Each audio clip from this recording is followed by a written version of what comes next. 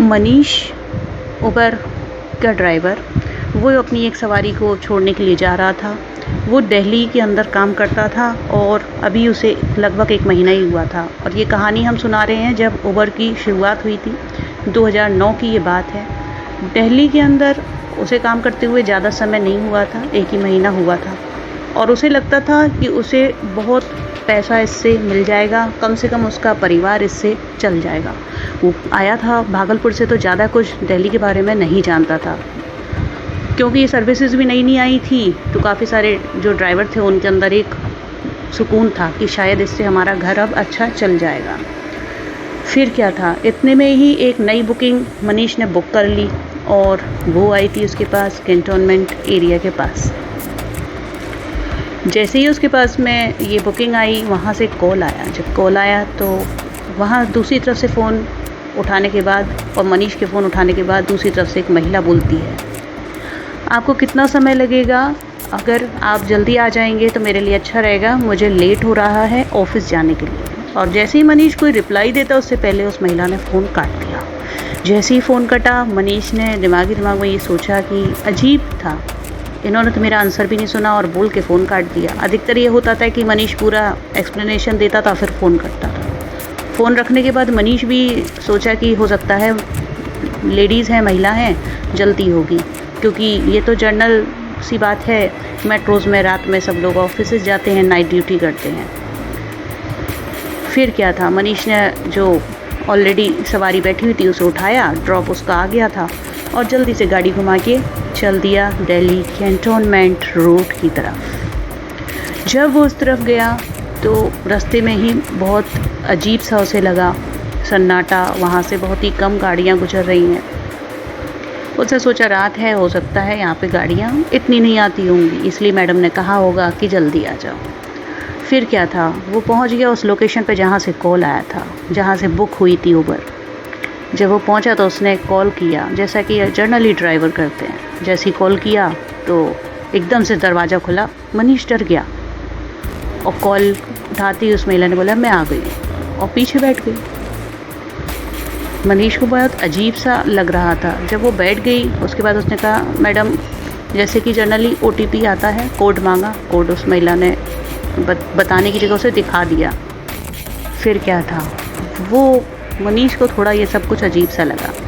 फिर वो चलने लगा। मनीष की एक आदत थी, वो नॉर्मली सवारियों से बोलता रहता था, लेकिन ये महिला कुछ अजीब सी थी क्योंकि महिला जो बैठी थी पीछे, उसका चेहरा ठीक से दिख नहीं रहा था, तो अजीब सा लग रहा था मनीष को। बाल उसके काफ़ी चेहरे के पास थे और महिला हाथ वगैरह बहुत खूबसूरत थे। क्योंकि मनीष एक छोटे शहर से आया था तो उसे थोड़ा यहाँ पे आकर के अजीब लगता था।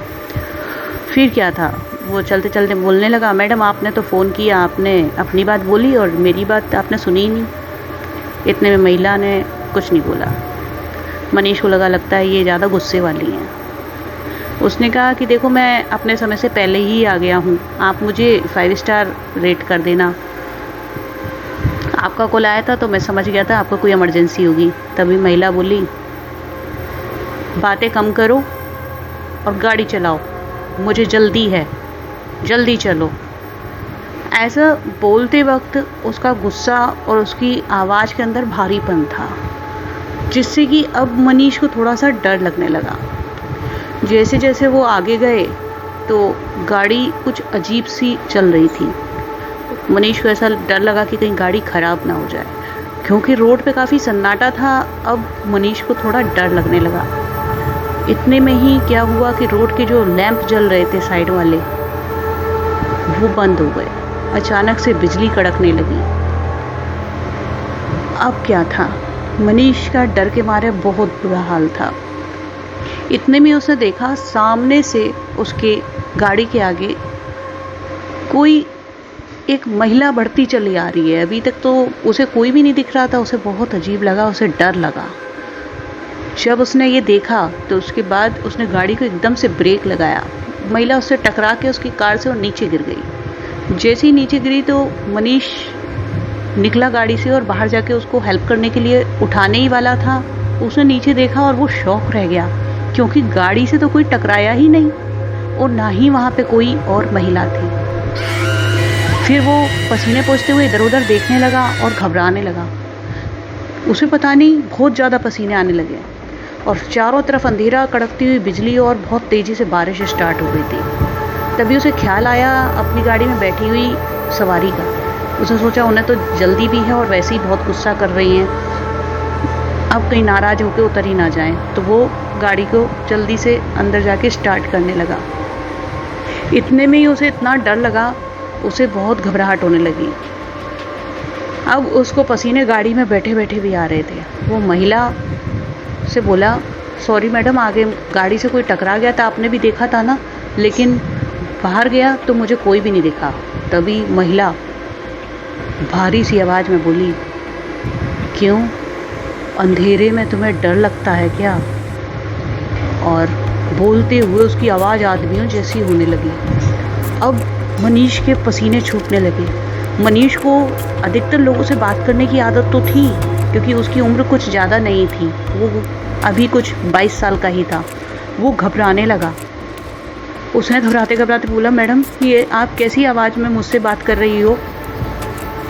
उसने बोला, तुम अपना काम करो और जल्दी जल्दी गाड़ी चलाओ।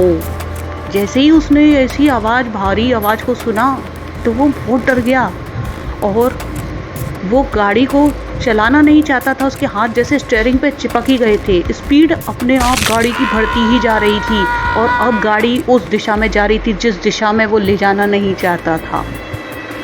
फिर क्या था, मनीष की दुनिया पूरी तरह से खौफ के साए में डूब गई। अब उसके फ़ोन का नेटवर्क भी जा चुका था। गाड़ी पूरी तरीके से उसकी कंट्रोल से बाहर थी, लेकिन उसके हाथ स्टीयरिंग से हट ही नहीं पा रहे थे। इस खौफनाक मंजर के अंदर उसकी सांसें जैसे मानो ऐसा लग रहा था कि आज तो वो बच ही नहीं पाएगा। और वो महिला हंस रही थी बहुत ज़ोर ज़ोर से। तभी मनीष को ऐसा लगा कि शायद आज मेरी आखिरी सवारी होने वाली है और ये कोई सवारी नहीं है, इसमें ज़रूर कुछ गड़बड़ है।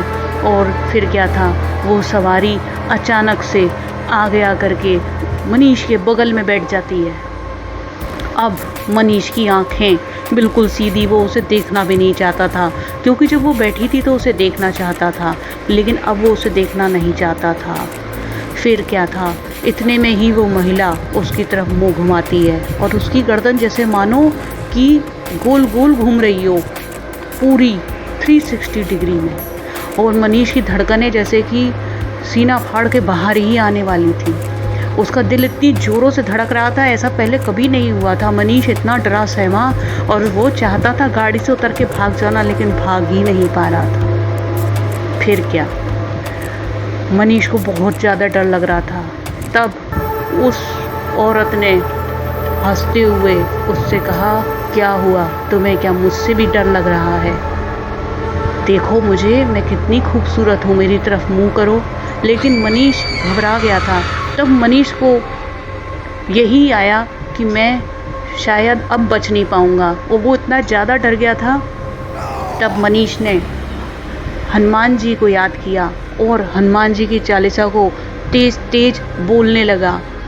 फिर क्या था, जैसे जैसे वो आगे की तरफ बढ़े तो वो महिला धीरे धीरे करके वहाँ से गायब हो गई और उसकी गाड़ी एकदम से बंद पड़ गई। अब उस रात के अंधेरे में उस सड़क पर मनीष एकदम से उतर के गाड़ी से भागा और आगे जा कर के बेहोश हो गया। जब सुबह उसे होश आया तो वो एक हॉस्पिटल में था। किसी ट्रक वाले ने उसे हॉस्पिटल में एडमिट कराया था। उसकी गाड़ी बेहद ख़राब हो चुकी थी। ऐसा लग रहा था जैसे उसकी गाड़ी बहुत पुरानी हो। उस गाड़ी का बहुत बुरा हाल था। मनीष की हालत इतनी ख़राब थी कि उसे लगभग 24 घंटे के बाद डॉक्टर होश में ला पाए थे। तब उससे पूछने की कोशिश की गई आखिर उसके साथ क्या हुआ था। तब उसने आखिरी सवारी का सच बताया। चौंका देने वाली बात तो ये थी कि उसकी उबर के ऊपर कोई भी टैक्सी की बुकिंग की लास्ट और कॉल की जो वो बातें कर रहा था वो रिकॉर्ड में थी ही नहीं।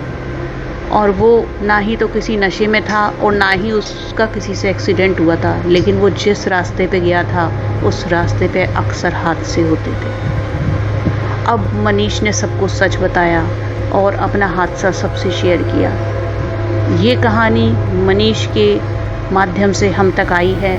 उन्होंने हमें ये कहानी मेल के द्वारा भेजी और हम आपको सुना रहे हैं। तो इसी तरह से रात के समय उस रोड पे जाना लोगों के लिए बेहद ख़तरनाक होता है। बहुत सारी कहानी है, बहुत सारी लोगों के वहाँ के ऐसे एक्सपीरियंसेस हैं जो कि पैरानॉर्मल हैं।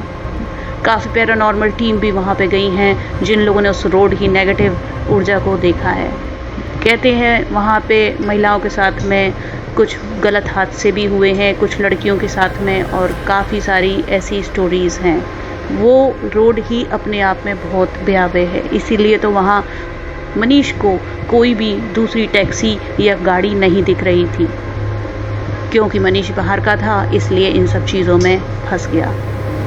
तो आप बने रहें हमारे साथ, हम आपके लिए लाते रहेंगे रियल घोस्ट स्टोरीज़, ऐसे हादसे जो कहीं ना कहीं आपको ये भी जानकारी देंगे कि वो इस रोड पर रात को जाना अकेले सही नहीं है। आई होप आप लोगों को कहानी अच्छी लगी होगी और आपके लिए लाते रहेंगे हम अच्छी अच्छी वीडियोस। चैनल को लाइक सब्सक्राइब अब तक नहीं किया है तो कर लीजिए, जैसे कि आपकी ये लाइफ रोमांच से भरी हुई हो जाए, आप रोमांच के अंदर डूबे रहें और कभी भी ऐसी किसी रास्ते पे ना जाएं। आपके लिए हम सारी की सारी इन्फॉर्मेशन लेके आएंगे। मोस्ट हॉन्टेड प्लेसेस के बारे में आपको स्टोरीज़ मिलती रहेंगी लगातार। रियल स्टोरीज सुनने वाले हो इसे शेयर करिए, लाइक करिए, सब्सक्राइब करिए।